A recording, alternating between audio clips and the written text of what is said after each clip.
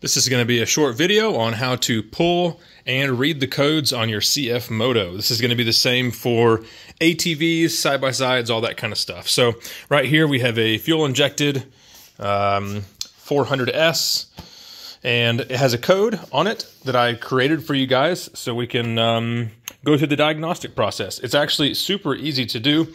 You'll know that you have a check engine code when your red diagnostic light is blinking. It looks like a little fuel injector spraying fuel. So if that is constantly blinking, then you know you have a code.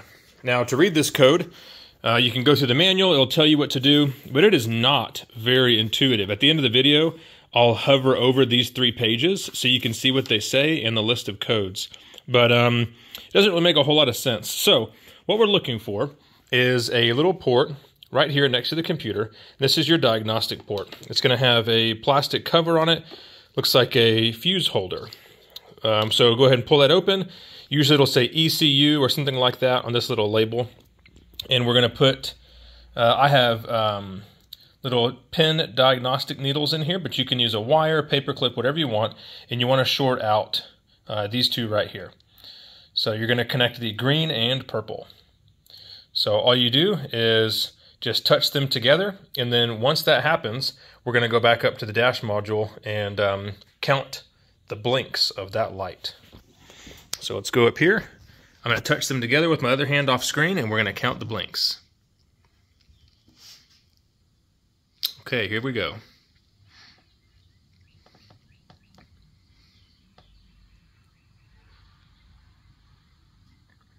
10, 1, 1, 8. Okay, so we have a 10, a 1, a 1, and an 8. And if you need to read the codes again, then just cycle the key off and then back on while you have these 2 pins shorted out. Okay, so a little bit of knowledge that you need to have going into this is 10 means 0. And all codes are going to be P codes, powertrain codes. So we can go ahead and take our 10, our 1, and our 8, and look down this list. We're looking for 0, 1, 1, 8.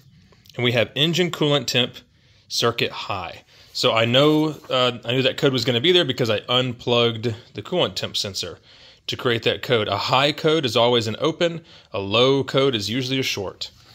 So that's pretty much how you do it. Really the only thing you need to know is that 10 equals 0. So that's an important thing. The instructions kind of say something about 10 blinks, but they don't say what 10 equals. It's really strange. But feel free to pause over any of these pages here. This is the scanner that you can also use. You can order one of these. I'll link to it, but you really don't have to have it. If you're working on these a lot, I can see where it would be beneficial. And then there's our code list for CFMOTO. As far as I know, these are the only codes that you can get. Okay, so that pretty much wraps this part up. If for some reason you don't have this port, or it's damaged, or you can't find it, you can also do it with the PCM itself. So in our case, we would need to pull these 2 plastic push pins so we can yank it out. Don't have to unplug it, but we would be shorting out pin 26 to ground. So pin 26 is just a shortcut to, if I remember, the green right here. So, or actually, sorry, the purple.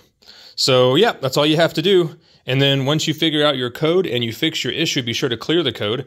You're going to clear the code by pulling both battery terminals off the battery and touching them together for 10 seconds. Then once you put it back on, it'll be reset. So hopefully that helps you guys out, pulling and reading the codes on your CFMOTO. If you have any questions, put them in the comments. Thanks for watching.